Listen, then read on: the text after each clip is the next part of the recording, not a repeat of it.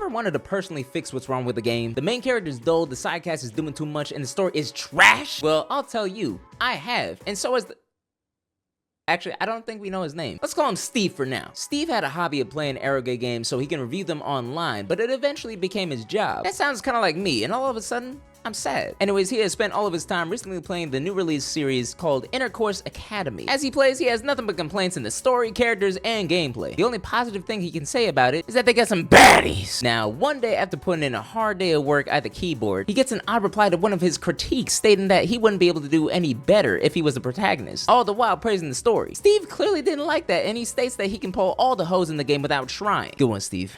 I'm proud of you. As he goes to bed sexually frustrated, he wakes up with the opportunity to stand on business, as he is now officially the main character, Lee Ho-yeon of Sex Academy. He was a bit freaked out at first, but doesn't skip a beat at the moment he settles down. Only gets a bit jump scared after opening a secret letter left in his dorm, which just so happens to be from the god of bets, the one who mediates between the gods of the game and the internet trolls. Now in this letter, it basically runs down Ho-yeon's abilities, quests, and the fact that he got no shot of finishing the game with a platinum. Ho-yeon originally had 0.002% chance of clearing the main quest, but thankfully, the god of bet is generous enough to give him a few buffs in order to bring him up to 6%. Oh, thank you so much! Now, what is the main quest that he's been tasked with finishing without fail? Take over all the heroines and survive until the game ends, if you're able to. Oh yeah, and the penalty is death. I feel like I'm in SAO right now. Let's hope you don't end up like Kirito, because you ain't never gonna get up for those girls. Now to break it down, there are 6 heroines in this academy. No, there's not. There's like 10. Honestly, it just kept on growing. And in this game, there is no harem route available. So I'm pretty sure if you screw up and get caught, Valentine's Day gonna be way worse than just a cafe brawl. Feeling overwhelmed, Ho-yeon goes out for a walk to clear his head. On his way, he runs down the game plan in his head, thinking of the positives and negatives in the situation. I'll tell you what though, being given that much money just to attend school and clap cheeks, I already see no negatives. But the opportunity already arises as the status window shows up with a sub-quest opportunity, asking if he really has what it takes to steal a heroine's heart, with the instructions stating that he has to talk with the heroine he'll meet soon with more than 5 words. Now,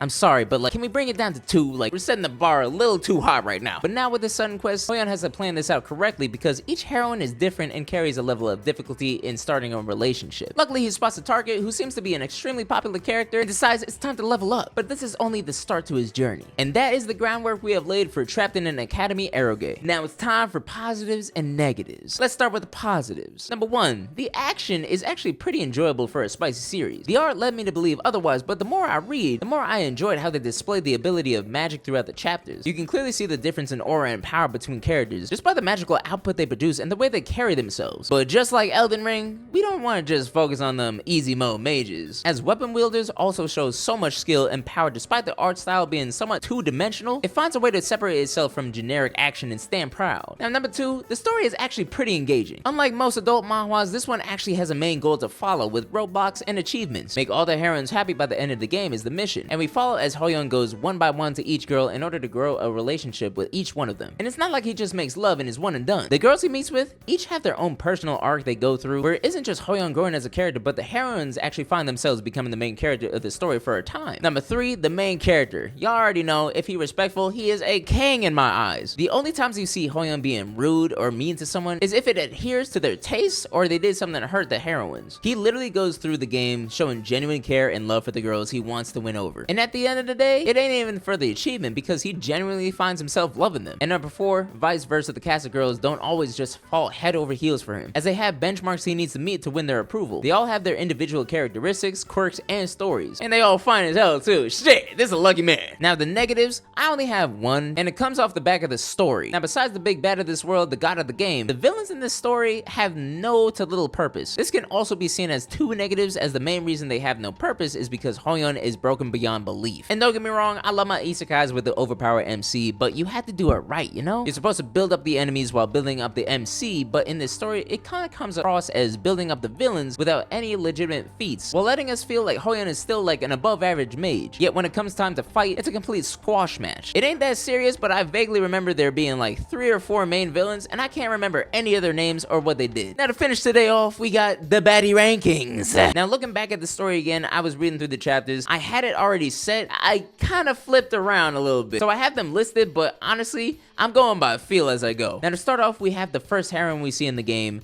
Moon Sorin. I enjoy Sorin so much for the fact that she is nothing but respectful, all the while emanating sheer beauty. She works so hard to be the best that she can be, even though it's so much stress on her mental, especially after being stalked after who knows how long, but she takes it on the chin. Not to mention she is extremely quirky for someone held in such high regard. I hate to put her this low, but like it's the fact that even though you're the first one to be seen in the series, I feel like I never see you at all. And I don't think that she's had any like intimate scenes with the MC so far, as far as I remember. All I can recall is her like simping over Hoyeon and then leaving the next day. But hey, I would order that nasty drink too if it means I get to chill with you. Next up on the totem pole, we have Rebecca. Initially coming in as a villain, Rebecca switched up the moment she ain't seen an out in victory. But that's just what we thought, as the main reason she's in the main plot is because she has a breeding fetish. Now, but for real, her time as a villain was only because she was mind controlled. Now that she snapped out, she wants to continue her bloodline, so she needs to mate with Hoyeon, who she claims to be the last survivor of the Looney clan, same as her. Now wait, she might actually have a breeding fetish, y'all. Maybe a marriage one too. So don't get me wrong, I love me a redhead MILF, but like, it's been too late in the series that you want to be part of the team. And your intimate scenes, they was alright at best. I'm gonna be real. You just look sexy, you know what I'm saying?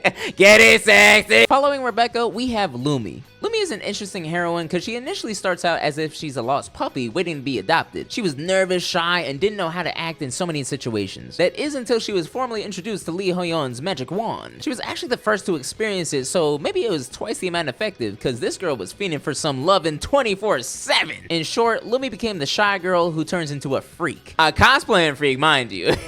Shit, bunny suits! But the downside of her being first, it only means her screen time was cut in half so they can focus on everyone else. Right next to Lumi, we have Lucy. Lumi's twin sister and characteristically the more interesting of the two. Lucy is the tsundere of the series who had tried her best to refuse Hoyeon's advances as long as she could. I mean, her reasoning is valid considering their first interaction was him waking up from mana exhaustion, thinking that she was Lumi and giving the old schlick unwarranted. After realizing he's actually a good guy though, she tolerates him but finally gives in after he shows his dominance. Dominance is one thing, but kindness is another. With Lucy's distrust in people in the first place, she develops an even deeper relationship with Hoyeon when he saves her from a powerful demon who had infiltrated the school. With that, she solidified him as the only man she could possibly see as a partner. Now, after the sister, we have the Princess Alice. Alice is a strange one. She's one of the top students who comes from a famous guild. So why is she so obsessed with someone like Hoyeon? Probably because they got along so well due to him knowing her interests. It doesn't sit right with her after all she's experienced as someone with constant eyes and jealousy on her. So what does she do? She sends her guildmate slash secretary to watch him at almost all times to see what his true goal is. But she doesn't exactly find anything but Hoyeon getting down and dirty. Seeing something like that naturally gets her blood pumping. So she requests her secretary to tape all of Hoyeon's escapades and report them back to her for investigation. If you pent up, just say that. 2 words. Mana massage. Now after the princess, we have the goddess of the sword, Nam Daeon. I'll say this much. I think Daeon is the most interesting character in the whole series. Ever since the beginning, she was shrouded in mystery and seemed to not want anything to do with anyone. This set her up to be the hardest heroine to romance in the game, with not even a hint of buckling to Hoyeon's charms. But there was a reason for this, and it was an extremely valid one at that. In this story, Daeon is forced to graduate from the Magic Academy and join a certain organization's guild in order to bring fame and reputation. The reason she does all this is because that guild has held her younger sister captive with threats on top of threats unless she listens to them. I'm sure we all know how this ends, right? Hoyeon saves the day and everyone is safe. After that, Daeon is forever loyal to the man and keeps a rather sweet demeanor of naive love, more like a kudere if anything. Following Daeon, we have Baek Ah-young. To think we were introduced to this woman having a wholesome interaction with kids at an orphanage. Initially, she was a heroine who only opened up to the kind and sincere, which to be honest, was a great impact on Hoyeon's character in the story. But where she helped him with his kindness, she also helped him with his sadistic nature. Not that he actually wanted to do it, but Ah-young, despite her pure appearance, is a complete masochist. As a renowned healer, her fantasy has been curing someone of their injuries just for them to take advantage of her with no remorse. Ugh, disgusting. She continuously denies it, but whenever Hoyeon advances, she takes it with a smile on her face. I'm not into that myself, but I'd be lying if I said she don't make it look good. And now for an interesting pick, we have the God of Bet. I don't even think I need to go into much detail about this one. The whole reason Hoyeon is here is because she has to mediate between the gods of these games and internet trolls. But thank God he had the opportunity to just see her once. Good lord, she's too damn fine. Looking like an Easter Sunday chocolate bunny ready to be munched on. Pink Laffy Taffy hair, grippers out with a whole boob window. Stop playing with me! Due to the stress of dealing with the other guys, she meddles with the conditions in order to help Hoyeon win, so she doesn't have to deal with her BS anymore. Now we got the top 3. And with a bronze medal, I hate to do this because I love my MILFs. We got Im-Sol. Now, I love Im-Sol for obvious reasons, of course. She seems to hold the MILF status above just about everyone in the series. Has a slamming bod and silver hair, yeah, I'm sold. However, Im-Sol really has a certain charm to her, especially in the fact that she may be one of the first introduced, but it takes a substantially long amount of chapters before she's willing to be an actual love interest. The thing with Im-Sol is that she doesn't have any interest in love or socializing, but only in magical study. And with her being the best of the best in the field, she finds conversation or interaction with others to be pointless, unless they can keep up with her or find enjoyment in her hobbies. I know what I'm finding enjoyment in.